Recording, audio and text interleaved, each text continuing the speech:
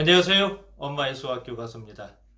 코로나19 확진자를 가지고 우리 조건부 확률을 오늘 공부해 보기로 했습니다. 코로나 사태 이거 쉽게 끝나지 않네요. 굉장히 큰 어려움이 있습니다. 외국에는 더 어려운가 봐요. 그래도 우리나라는 방역에서 모범이 된다 그러니까 다행스럽습니다. 어떻게 빨리 종식이 되는 그런 그 방법이 있으면 참 좋겠네요. 어쨌든 우리 민족이 어떻습니까? 뭐 고난이 있으면 반드시 극복하는 그런 저력이 있는 민족 아닙니까? 그러니까 이제 아마 이번에도 반전의 기회가 될 것 같습니다. 그래서 이제 우리나라 표준이 되고 있고 그렇다 그러니까 참 다행스럽게 생각하고 고맙게도 생각하고 그렇습니다. 자, 오늘 공부하는 코로나19를 가지고서 어떤 감염률 또 양성 판정 뭐 이런 거에 대해서 이제 생각해 보기로 했는데요. 한 가지 분명하게 이제 제 강의를 듣기 전에 약속을 하셔야 됩니다. 뭘 약속하셔야 되느냐면요. 이 강의를 너무 열심히 들으셔가지고 우리 방역당국이나 질병관리본부의 발표를 못 믿겠다. 이러시면 큰일 납니다. 그러실 분들은 아예 공부하지 마세요. 이거 공부 안 하시는 게 숫자 낫습니다.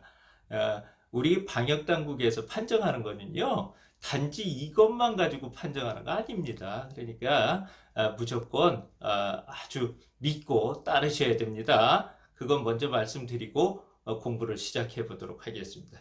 금방 말씀드린 것처럼 우리가 공부하는 것은요.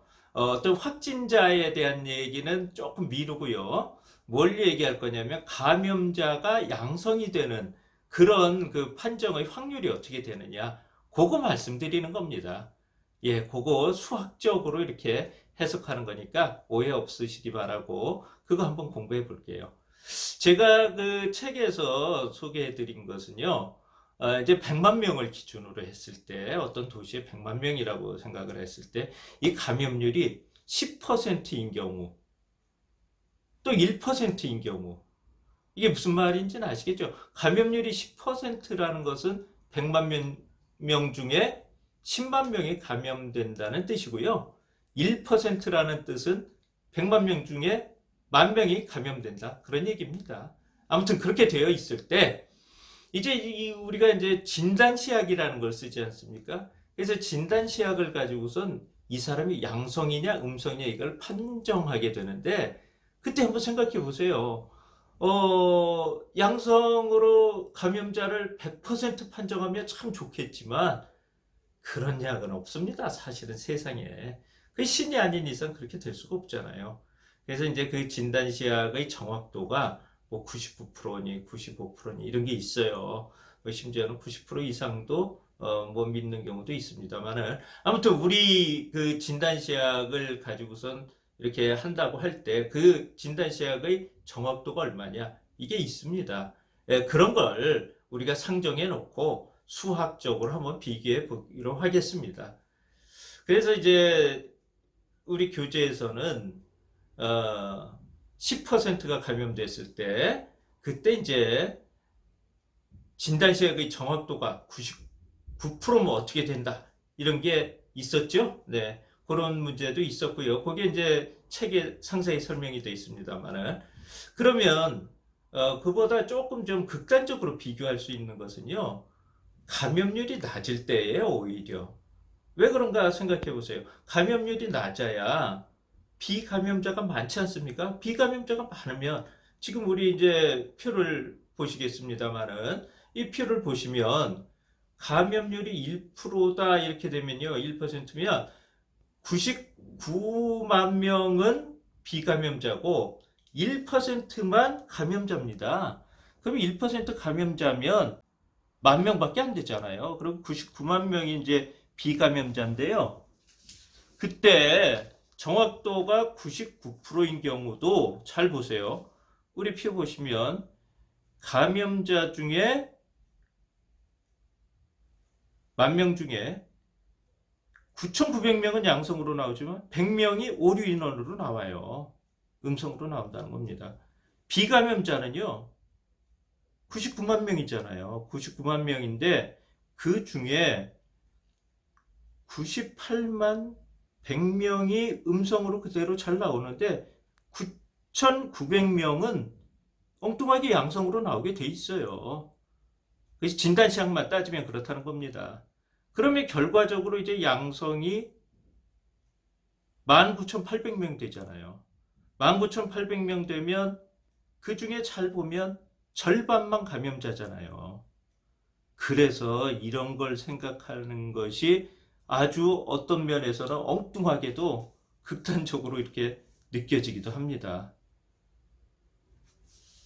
다른 표 하나 보실까요? 네, 다른 표 하나 보시죠. 이번에 감염률이 1%인데요. 진단 정확도를 95%로 낮춰보잖아요. 그럼 이건 더 가관이에요. 잘 보세요. 감염자 중에 양성으로 판정받는 사람은 9,500명이고 500명이 음성으로 판정받아요. 반대로 보세요. 비감염자가 99만 명 아닙니까? 그 99만 명 중에 49,500명. 이게 지금 5%거든요. 오류 인원이요. 정확도가 95%라 그랬으니까 음성으로 나온 사람이 94만 500명이라고 썼잖아요. 그러니까 양성으로 엉뚱하게 49,500명이 판정을 받는 거예요. 그러면 결국은 양성이 된 5만 9천 명 중에 실제로 감염자는 9,500명밖에 안 된다는 얘기입니다. 이게 확률적으로 수학적으로 극단적으로 따지면 그렇다는 얘기예요.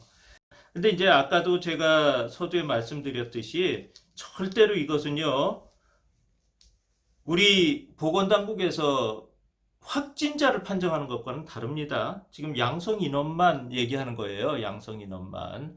그래서 이런 결과가 나온다라는 것을 재밌게 비교해 보느라고 제가 이렇게 하나 표로 보여드린 겁니다. 좀 극단적으로요. 이보다 더 재밌는 예도 있었어요.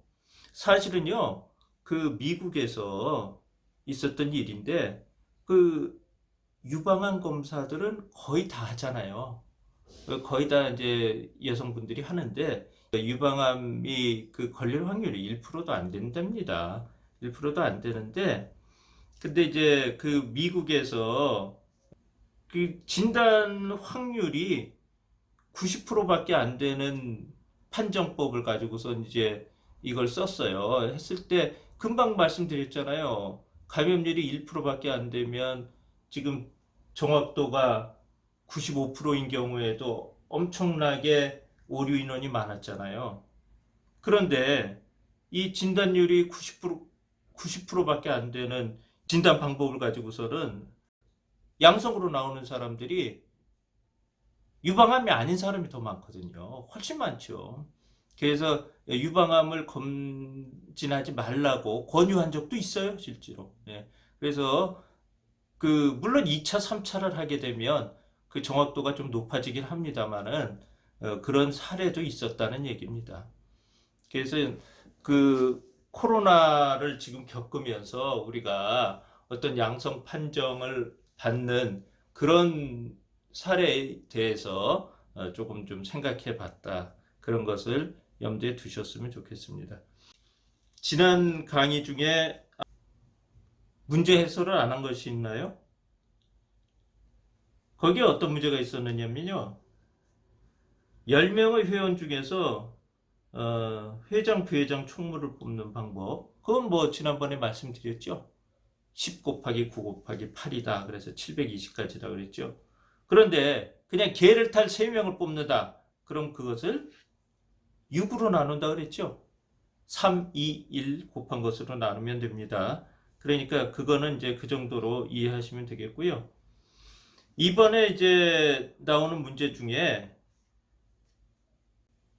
어디 이렇게 행사 같은 데 가시면 제비 뽑기를 하는 경우가 있지 않습니까? 제비 뽑기에서 행운권 추첨한다든지 이런 거 할 때, 그럴 때 이제 제비를 뽑은 것을 다시 집어넣지 않고 당첨자가 나올 때까지 이렇게 뽑는 게임을 한다고 하면, 여러 명이 이렇게 돌아가면서 한다고 하면요, 교재에 나와 있는 것처럼 먼저 하는 사람이 절대 유리합니다.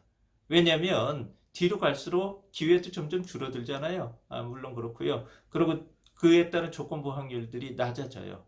그러니까 그거는 절대 먼저 가는 게 유리합니다. 물론 그것도 이제 경우에 따라서 뭐 같을 때도 있어요. 같을 때도 있는데 아무튼 먼저 하는 게 유리하다 이렇게 이해하시면 되고요. 만일에 그냥 한 번씩만 뽑는 거고 떨어지면 그만이다. 이럴 때는요.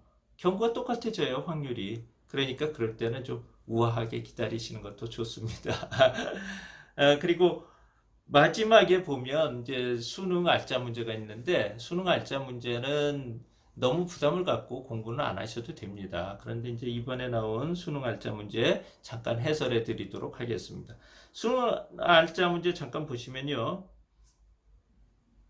진구와 영미는 부부다 이렇게 돼 있죠. 그래서 이 두 사람이 사진을 친구들하고 같이 찍는데 6명이 어울려서 사진을 찍는 거예요. 그럴 때 이제 해당하는 문제입니다. 자, 첫 번째 보세요. 첫 번째 뭐라 그랬습니까? 진구와 영미가 붙어서 찍는 경우죠. 이 부부니까 좀 붙어서 찍는 거 좋겠네요. 예. 그럼 6사람 중에 2사람이 붙어 있어요. 이럴 때는 이제 경우의 수가 어떻게 되느냐면요. 진구와 영미는 한 사람으로 생각하시면 됩니다. 붙어 있잖아요. 그러면 전부 몇 사람으로 봐버립니까? 5사람으로 보면 되는 거예요. 6사람이 아니고 5사람이 줄 쓴다 이렇게 보면 됩니다. 진구와 영민 붙어서 늘 다니면 되고요. 그러면 5사람이 줄 쓰는 방법은 5, 4, 3, 2, 2를 곱하면 됩니다. 5, 4, 3, 2, 2를 곱하면 돼요. 그게 이제 120까지거든요. 그 120까지에다가 진구와 영미는 붙어 있으라 그랬지 누가 오른쪽이다 왼쪽이다 이런 얘기는 없잖아요. 네, 그러니까 진구와 영미가 바꿀 수 있어요. 그래서 120까지에다 2를 곱하면 됩니다. 그게 240까지가 됩니다. 두 번째 문제는요. 진구와 영미가 같이 사진을 찍을 때 붙어 있으란 말은 없어요. 그냥 한 사람이 다른 사람의 왼쪽에 서 있고 이렇게 위치 관계가 정해져 있어요. 이럴 때는 어떻게 하면 될까요? 이럴 때는요. 진구와 영미가 설 자리만 고르면 됩니다. 자리를 고른다라는 것은 지난번에 말씀드렸지만 순서를 생각할 거 없이 6개 중에 2개를 그냥 뽑으면 되는 거예요. 그럼 6개 중에 2개를 뽑는다? 아, 그게 뭘까요? 6C2라는 공부를 했는데 기억이 나시나요? 네, 아무튼 그냥 6C2라는 건 6개에서 2개의 자리를 그냥 숫자를 택한다는 것도 똑같죠. 위치를 택하는 거니까요. 그렇게 하는 방법입니다. 그럼 6C2를 하면 6 곱하기 5를 2 곱하기 1로 나누어야 돼요. 그러면 그게 15가 되거든요. 거기에다가 나머지 사람 4사람은 자유롭게 쓸 수 있는 거예요. 자유롭게 써요. 그러니까 나머지 사람들은 자유롭게 쓰기 때문에 어떻게 됩니까? 4, 3, 2, 2를 곱하면 되는 거예요. 나머지 4사람은 4자리에 4, 3, 2, 1 곱해서 자유롭게 쓰는 겁니다. 그래서 그 4, 3, 2, 1 곱한 게 24고요. 아까 자리를 6개 중에 2개 여기 쓰자 이렇게 택한 거 있잖아요. 그게 15가지잖아요. 그러면 그것을 곱하면 네, 360까지가 됩니다. 이 문제를요. 어떤 분은 야, 뭘 그렇게 어렵게 생각하나 이렇게 얘기하시는 분이 있어요. 그래서 깜짝 놀라서 들어보니까요. 어떻게 하느냐면 아, 그거 뭘 그렇게 어렵게 생각해요. 6사람이 그냥 줄 서는 거로 생각하면 되지 않습니까? 그렇죠. 6사람이 마음대로 줄 서는 게 몇 가지라고요? 720가지예요. 6사람이 마음대로 줄 서는 경우가 720가지인데 그 중에 진구가 오른쪽에 서고 영미가 왼쪽에 서는 것과 진구가 왼쪽에 서고 영미가 오른쪽에 서는 게 반반일 거 아니에요. 그러니까 반으로 나누면 360까지 아니냐 이렇게 말씀하시는 분도 계시더라고요. 야, 천재예요. 천재. 너무 감각이 뛰어나신 겁니다. 네, 그렇게 생각하고 그냥 사진 찍으셔도 돼요. 네, 그것도 같은 하나의 수학적인 방법입니다. 네, 좋은 발견하셨어요. 네, 오늘은 코로나19를 가지고 조건부 확률을 조금 생각해 봤습니다. 뜻밖의 결과가 나오죠?